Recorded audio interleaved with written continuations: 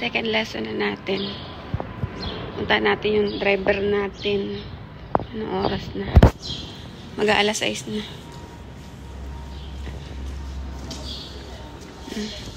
Hintay ko yung driver ko. Second lesson. Sige guys, update ko kay mamaya.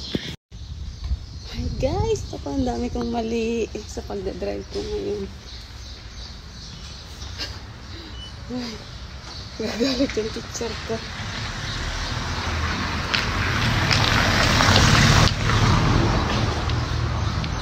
Ay, Diyos ko, Rudy.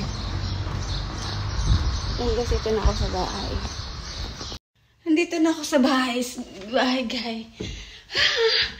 Rating ng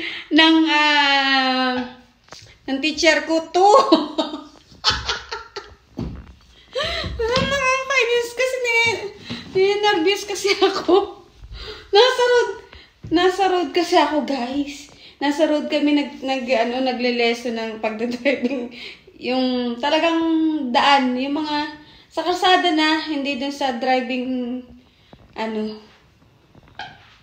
road, hindi doon. Mismong road dito sa Europe. My God. Ang liliit pa naman ang daan. Grabe. Ayan guys, next again, third lesson. I don't know how many rating they can give to me. Alright guys, don't forget to like and share. Bye.